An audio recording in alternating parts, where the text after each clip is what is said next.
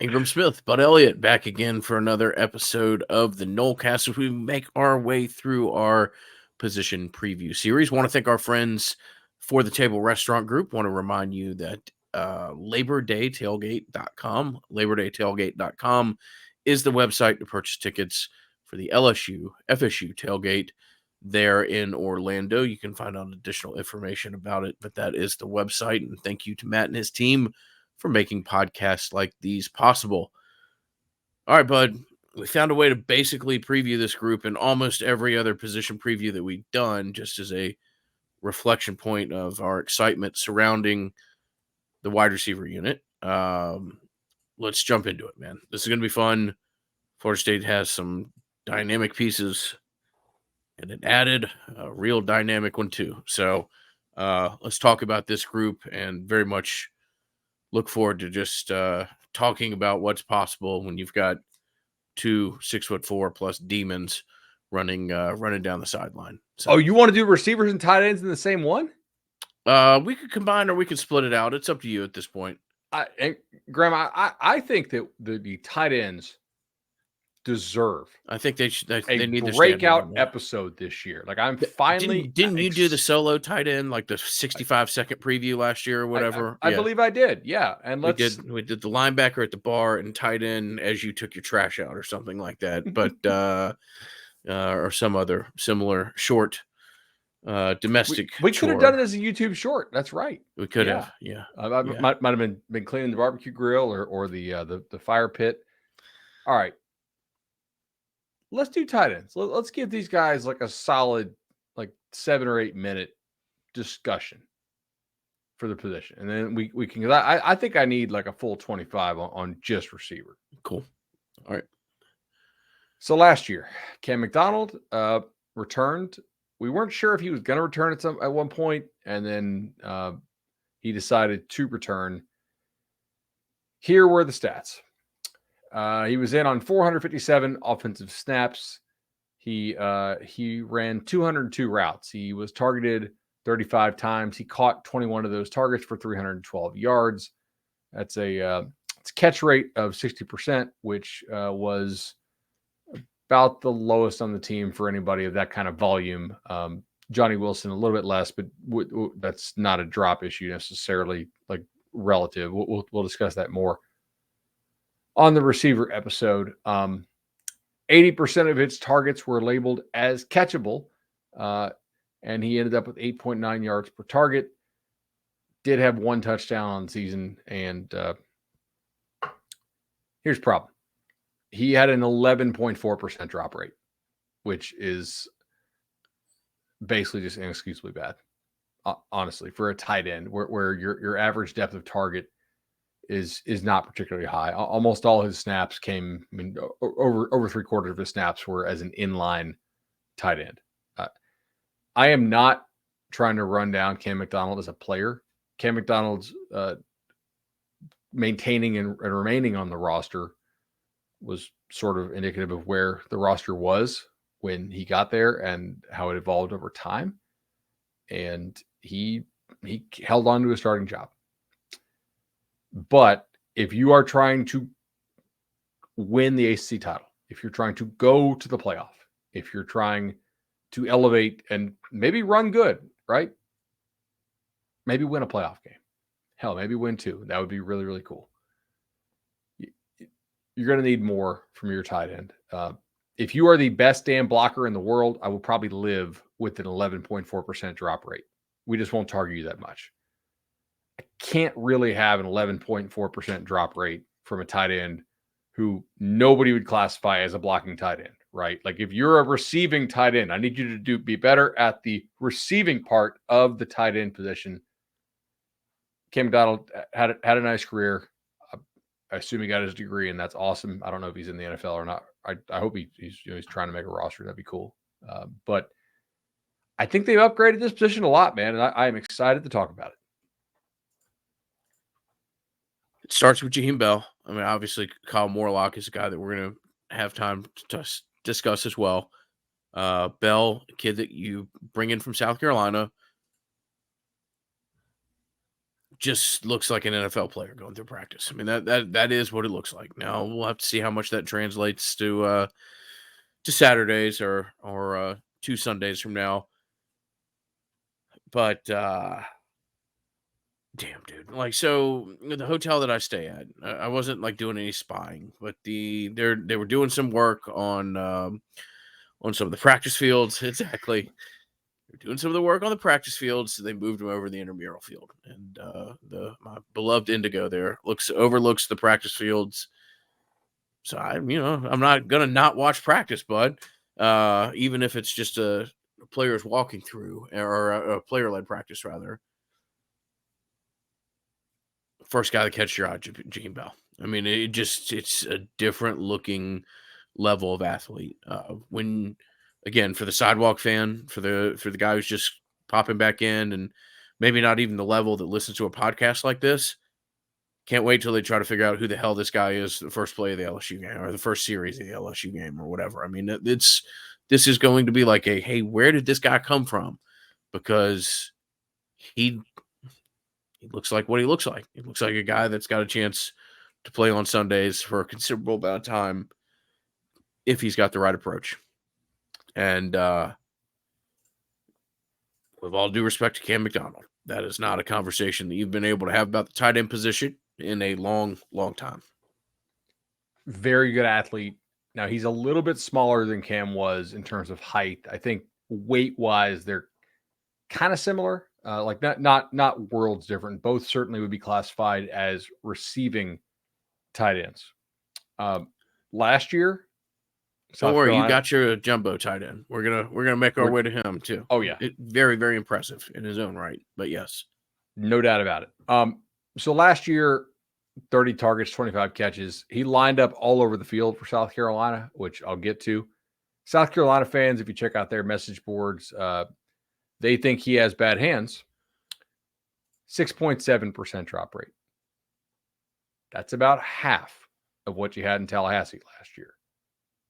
Given this guy's ability to make people miss after the catch, I can kind of live with that, honestly. Like that's not crazy. He's also a guy that you can target deep a little bit. And last year, I mean, like South Carolina's offense was really poorly coached. Sorry if you're a Nebraska fan and they hired that coordinator, but like they were, and they they had injuries to the running back position, and Bell clearly wanted more touches. Like we don't need to beat around the bush on that, and they moved him to running back, and he had 73 rushes last year. If you watched him, what South Carolina did too, like they would hand this guy the ball even when he was lined up as sort of an offset tight end and run kind of this tight end around stuff, which although a guy named Micah Pittman was not a tight end, that is certainly a play Florida State has run on the goal line a lot with Pittman from that sort of reduced split. So I think Jaheim Bell is a guy who athletically is a mismatch for linebackers for sure, is extremely tough to catch when he has the ball in his hands. I think he's a guy you can hand the football to. He's very comfortable as a runner. He needs to be a willing blocker and fully understand all of what they need him to do in terms of pass pro to the extent he's not out in a pattern, or if you're lining him up in the backfield.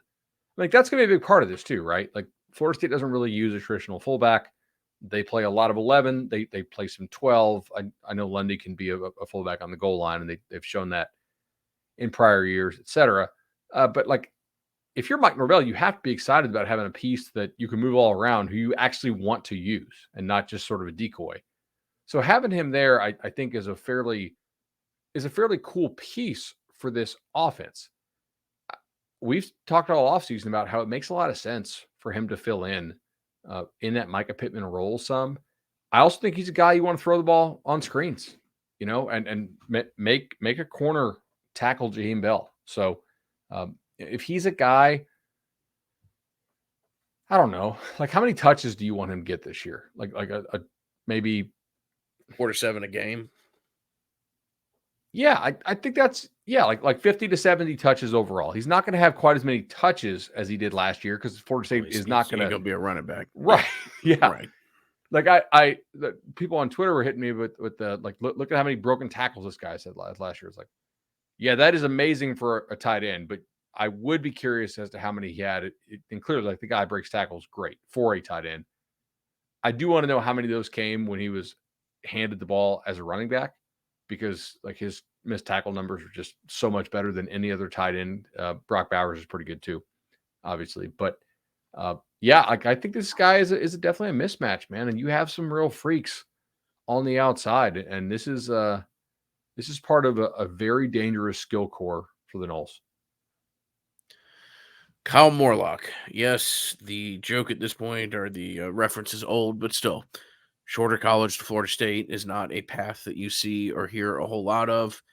Morlock last year in the GSC, whatever that is, I'm not going to click the link to find out, Is was it the first team. Greater Southern College, you think, or conference? Greater Southern Conference, perhaps. Again, not clicking it. Not clicking. Not clicking it. No, I Oh, don't I need. totally missed. I don't need banner ads from the GSC for the next week moving forward. Get your online degree. 30 passes for 446 yards, 6 touchdowns, first team. I've been blown away by how quickly Morlock has adapted to this. Morlock is another guy that if it's just two-hand touch, yeah, you're taking Bell and you're taking the 2 wide receivers before him. There's not too many people afterwards. I mean, the guy is impressive, and as his body grows out more and more, I think Kyle Morlock is going to blow some people away next year, and it's going to have some people very impressed by where he is in that process, even this year. I'm interested to see how he does in run blocking. I mean, again, it's obvious, it's redundant, but turning a defensive end in the GSC and trying to turn a defensive end from Ole Miss or something, or excuse me, LSU, or I don't know. I don't know Clemson or where you would Florida. play Ole Miss, but I'm on a lot of drugs right now trying to deal with a head cold. So sure, Ole Miss came out of my mouth. I'm just gonna roll with it. You could play Ole Miss in an Orange Bowl. Sure. Like that's Yes. a reasonable outcome for an ACC title, ACC the champion. Keon Coleman Bowl, as that will be referred to. Nah, man. I mean, Morlock is going to be a real player, and there's another real player, man. And I'll let you speak on Morlock, but Marquise Douglas is something else. I was a little surprised when we got the weights back and Douglas was plus 11, plus 12, or whatever. I would have probably guessed that maybe he would have been aiming for -6 or -7. Moves just as well, if not better, than he did last year. You know, he's got to be careful that he doesn't make himself look to tackle in some tackle eligible type situations. But dude, the guy's an absolute athlete and has been really, really impressive in practice. You've got 3 tight ends that would have taken probably 70% of the snaps last year. Any of them would have. And that's even with Morlock adjusting to the level of competition and the curve there. So I'm really excited, thrilled with what you can do package wise. I don't know that you're going to get all 3 of these guys on the field all that much, but man, you can get 2 of them on the field in different ways and do some really fun and interesting stuff with them. You said something interesting I want to pick your brain on. So if McDonald and Douglas had come back and you didn't get Bell and you didn't get Morlock, you think there's a real chance that McDonald gets passed up like this year? Zero doubt in my mind. Yeah. Zero doubt in my mind. I mean, he's big. He's a big boy, and he'll block your ass off. But he's impressive catching the ball. I mean, he's got great hands. You can see, and this is cliche, but it's true. You can see the basketball player in him. You can see him use his body. This would be your starting tight end if McDonald was on your roster, without a doubt in my mind. We just did the offensive line preview. You may notice we're wearing the same clothes. We're knocking a couple of these out at one time. For 24, right? If you lose Bless Harris and you lose Byers, right, at tackle, and maybe you lose like a Rob Scott too, and you're starting Jalen and you're starting another young guy. The ability to play 12 personnel with Morlock and Biscuit on the field, and mixing in Thomas, a young guy coming in, is really kind of a comforting thing, I think, to somebody, whether it's Tate or Brock at quarterback, or maybe if they get some stud who wants to come in transfer wise. But I would expect it to be a an internal quarterback for 24, most likely. I think at this point. I mean, we're kind of wildly speculating here, but anyway, that's a nice, comforting feeling to know that you're going to have some veteran guys in the tight end room going forward to allow your younger guys to continue to develop, and that's I think it really speaks kind of the culture too that Mike's trying to build. To be able to hold on to some younger guys to allow them to develop, to make sure your high school kids have the time to develop. So yeah, I'm excited about this. Bell all over the formation, Morlock and Biscuit as your sort of more inline type guys. Maybe sometimes they're on the field at the same time. Maybe sometimes they're not. I'm really excited to see what they're going to be able to do with this unit. You got anything else on tight ends? Excited, man. Good group. Excited to see what they do with them. Totally. All right.